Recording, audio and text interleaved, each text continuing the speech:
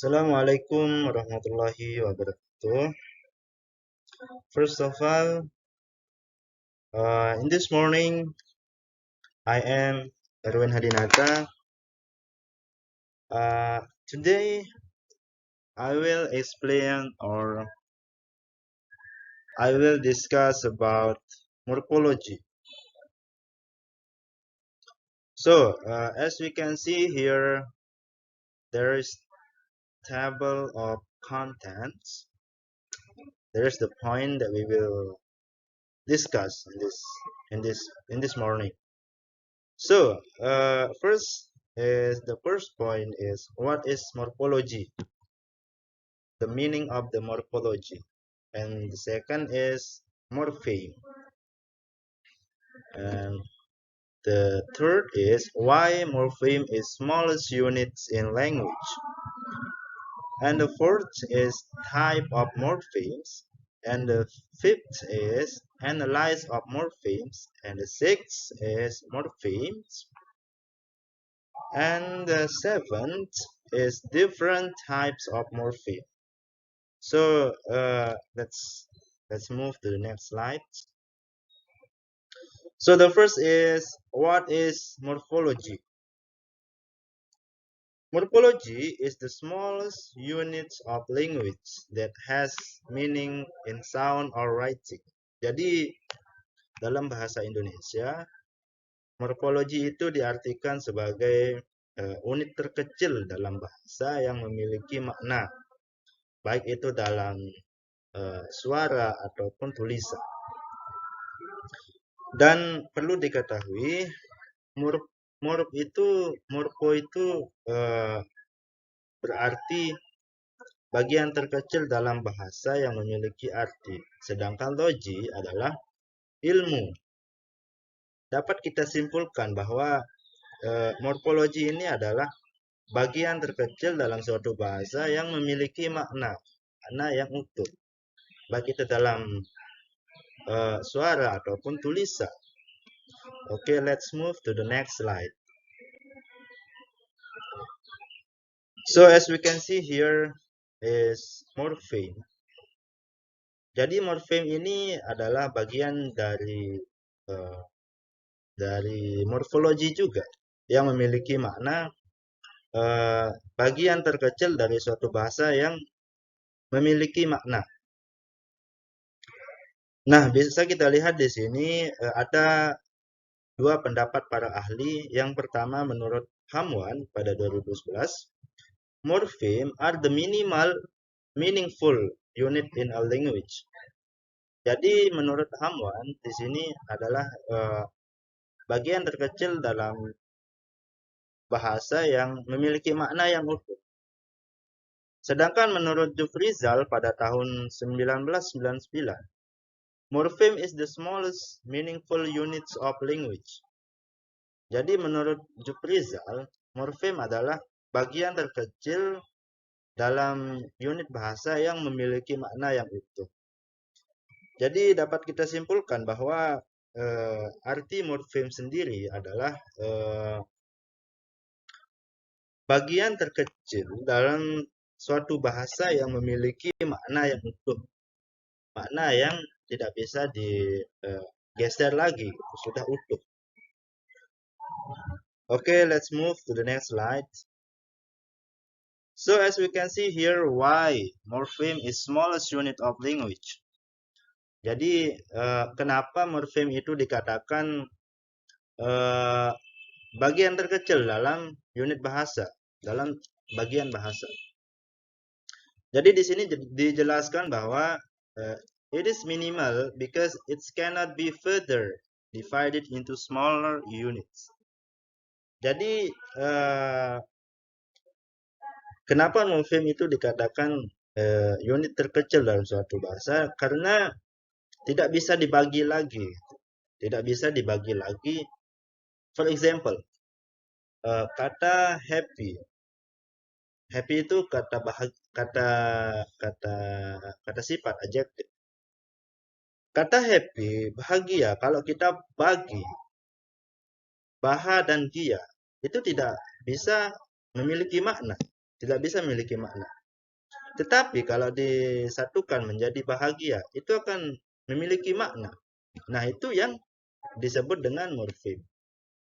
Jadi dapat kita simpulkan bahwa morfem ini adalah bagian terkecil dalam suatu bahasa yang memiliki makna tersendiri. Alright, let's move to the next slide.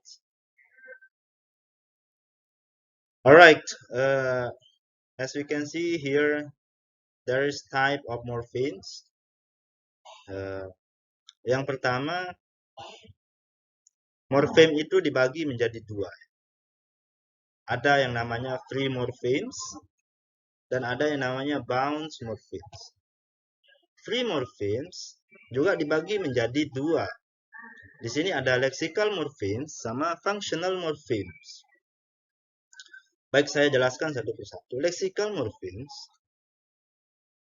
adalah kata yang tidak mengalami perubahan. Kata yang maknanya tetap, tidak ada perubahan. Seperti contoh, kata happy. Happy tidak ada tambahan atau bisa disebut juga tidak ada penambahan awalan atau akhiran. Jadi kalau kita menemukan kata happy, tidak ada kata tambahan atau kata akhiran atau kata imbuhan di tengahnya.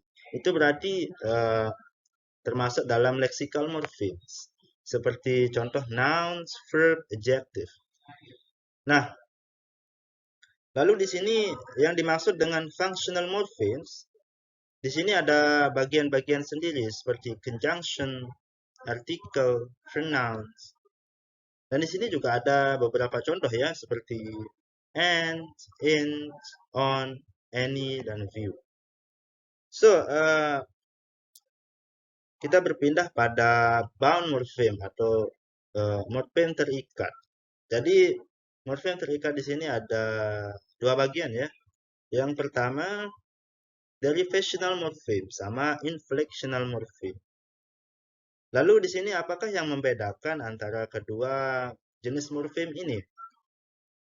Jadi derivational morpheme adalah suatu morfem yang tidak mengalami perubahan dalam bagian bahasa, dalam bagian kata, part of speech. Oh, sorry. Derivational morpheme yang mengalami perubahan dalam bagian kata, part of speech. Seperti kata happy. Kata happy di sini bisa menjadi happiness.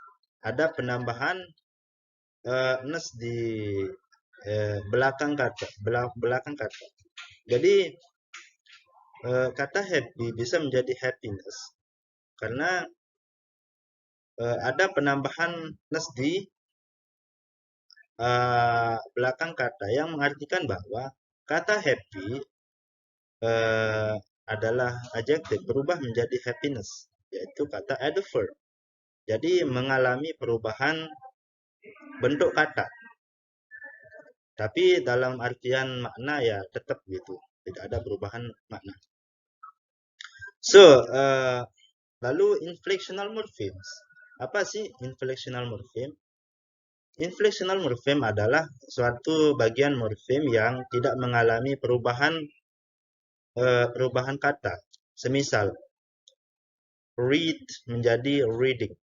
Tetapi di sini dapat kita lihat bahwa kata read tidak ada sejenis tambahan ing ya di belakang kata. Read menjadi reading. Tapi kenapa bisa menjadi reading? Karena ketika kita menggunakan kata read di waktu sekarang, itu berarti kita sedang melakukan hal tersebut. Dan reading berarti kita melakukan hal tersebut pada right now, waktu sekarang. Jadi dapat kita simpulkan bahwa penggunaan morfem inflectional ini digunakan pada sejenis tenses ya, sejenis tenses. Oke, jadi itu saja penjelasan dari type of morphemes. Let's move to the next slide. Analysis of morphemes. Oke, jadi di sini kita akan menganalisis morfem ini sendiri. Dapat kita lihat bahwa di sini ada kata cat yang berarti satu, satu benda gitu. Cat, satu kucing. Kalau kita tambahkan s di belakang kata, itu akan menjadi dua kucing. Mengartikan itu jamak ya, bukan tunggal. Tetapi dapat kita lihat di sini bahwa kata cats berarti termasuk dalam free morphemes. Dan kalau kita tambahkan s, kata huruf s di sini berarti bahwa itu termasuk dalam bound morphemes atau morfem terikat. Jadi itu saja penjelasan dari analysis of morphemes. Let's move to the next slide. So, di sini saya akan menjelaskan lagi tentang morfem itu sendiri. Di sini ada dua bagian yang sudah saya jelaskan tadi ya. Ada morfem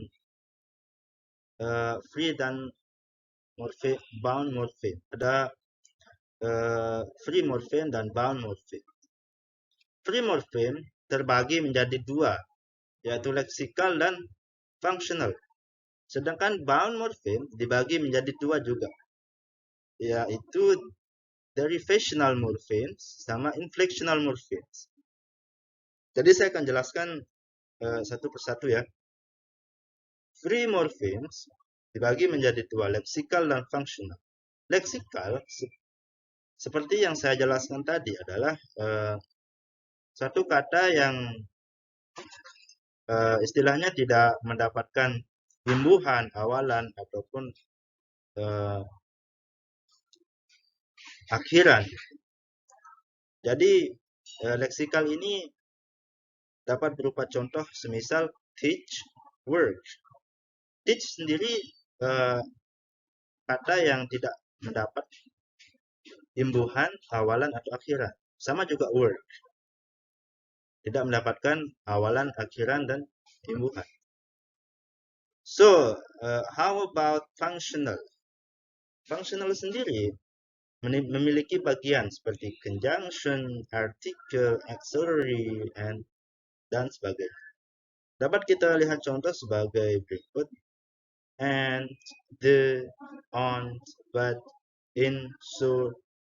Nah, itu adalah contoh dari functional morphemes. Sejenis kata sambung ya, kata sambung, conjunction. Oke, kita beralih pada bound morphemes. Di sini ada dua bagian ya. Ada derivational sama inflectional. Derivational adalah jenis morfem yang memiliki imbuhan dan awalan sama akhiran seperti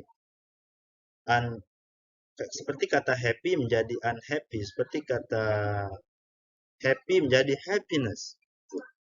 Jadi ada penambahan pada awalan sama akhiran, ada imbuhan gitu. Kita beralih pada inflectional morphemes. Di sini dapat berupa perubahan bentuk kata yang pertama jamak menjadi, yang pertama tunggal menjadi jamak. Semisal kata book. Kalau kata book ditambah ditambah huruf s pada belakang kata akan menjadi books, yang mengartikan bahwa buku itu ada dua gitu. Oke, itu saja penjelasan dari morphemes. So let's move to the next slide. Nah, di sini dapat kita lihat bahwa ada different types of morphemes. Perbedaan tipe pada morphemes ya. Di sini ada lexical morphemes dan grammatical morphemes. Lexical morphemes di sini diartikan bahwa it has dictionary meaning. hanya dapat ditemukan di dalam kamus. Gitu. Sedangkan grammatical morphemes, it performs strictly grammatical function. Hanya mengedepankan fungsi dari grammatical morpheme itu sendiri. Nah, di sini dapat kita lihat dua contoh ya. Kata happy bisa menjadi happily. Tetapi dalam konteks happy termasuk dalam free morphemes yang tidak mengalami perubahan kata. Sedangkan happily terdapat kata imbuhan ly pada akhiran kata yang termasuk dalam jenis bound morphemes.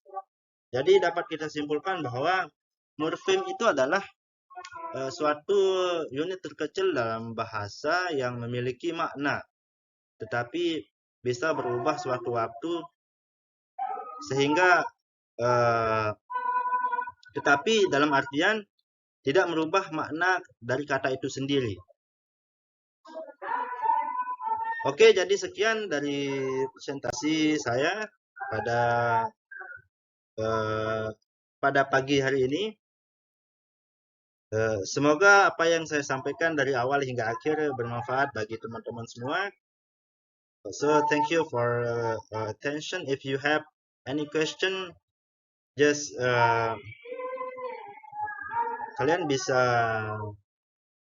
tulis di kolom komentar. So jangan lupa subscribe, comment, and like, and share bila perlu. So thank you for attention. Wassalamualaikum warahmatullahi wabarakatuh.